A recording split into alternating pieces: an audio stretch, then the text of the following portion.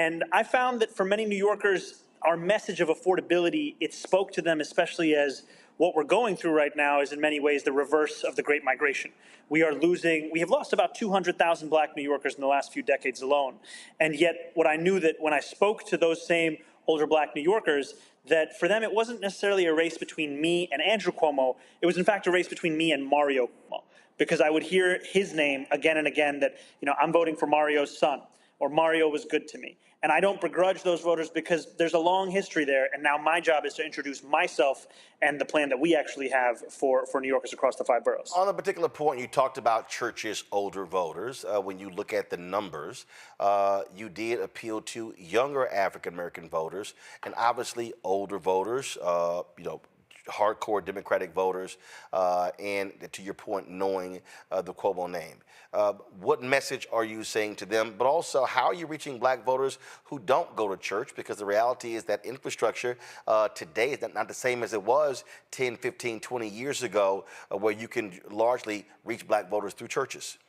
Absolutely. I think you are correct in that 2025 presents a new set of opportunities, a new set of challenges. And as you said, in the primary, we were proud to win the young black vote across New York City. It was a key part of us beating Andrew Cuomo by 13 points. And so our outreach now is not just, to black voters that will meet at a church or at a mosque or, whether it be a Seventh-day Adventist church on a Saturday morning. It's also through our canvassing operation. And what we found is that we now have closer to 75,000 volunteers that have knocked on more than 600,000 doors across this city and are having those conversations directly. And the message, in many ways, comes back to that of affordability. And Dr. King put it best: what good is having the right to sit at a lunch counter if you can't afford to buy a hamburger? And for many New Yorkers, feeling that we've grown tired of hearing how we're the greatest city in the world when so many New Yorkers can't afford to live in that same city any longer. One of the things that really jumps out when we talk about running and how people run, and as I've been watching this, style also is important. How you communicate. And you have purposely been far more conversationalist, in many ways a much different media campaign. The late Joe Madison used to always say, God bless his soul, my friend used to always say, you got to put it where the goats can get it. And so I remember seeing a video, and you were talking about the price of some item, and you were in a food truck, and you were talking to that particular person. Walk me through that in terms of how you wanted to communicate the issues with the voters, when traditionally when we talk about campaigns, it's slick commercials, highly produced, leaning on endorsements, and if you do have regular people in them, the setting is just a little bit different. Yeah, I think you're absolutely right, Roland. And it's too often it's the use of stock imagery and stock photos than actual New Yorkers.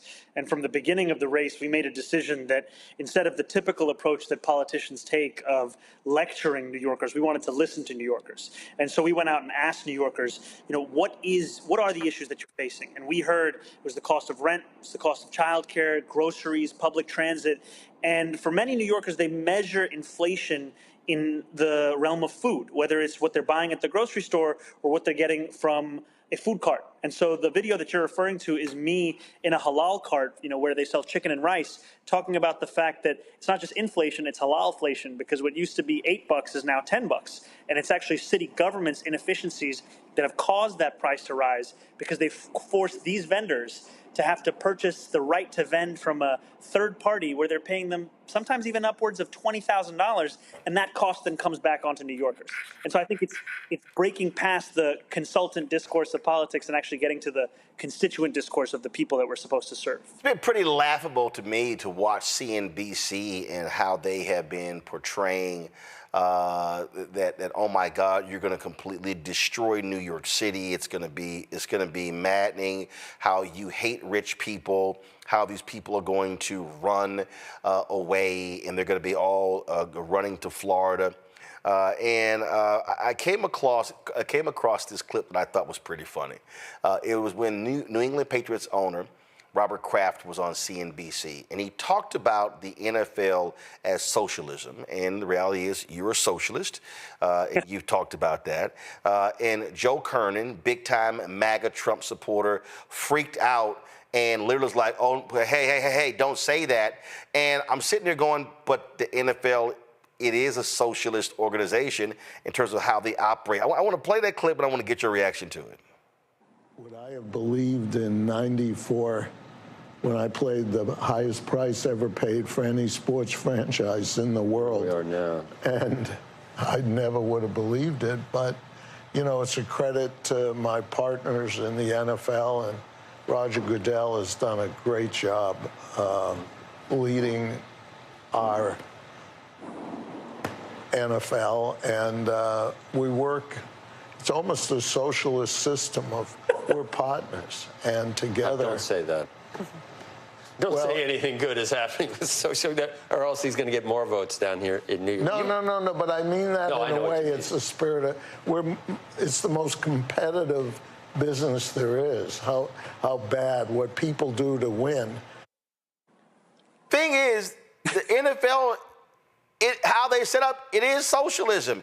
And it's the most profitable sports franchise in the country. Matter of fact, DeMaurice Smith was on the Breakfast Club, and he also talked about how they practice socialism. So I guess I got a kick. Here you got these billionaires, nearly all of them Republican, all of them MAGA, billionaires owning the league, the most profitable sports league in America, and they say, oh my God, Mamdani, he's a socialist, but here's one of their own saying they are too.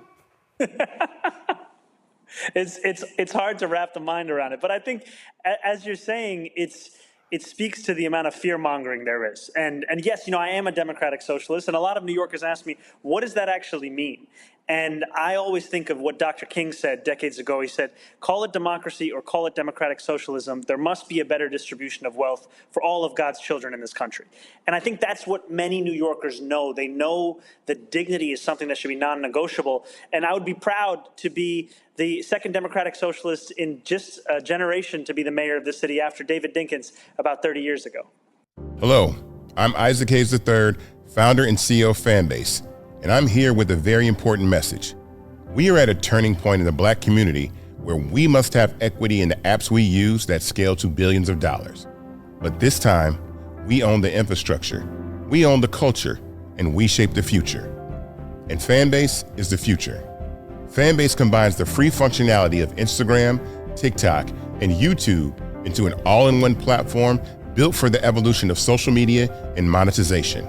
With over 1.4 million users, that's real proof that we are shifting the conversation of tech ownership and equity for creators.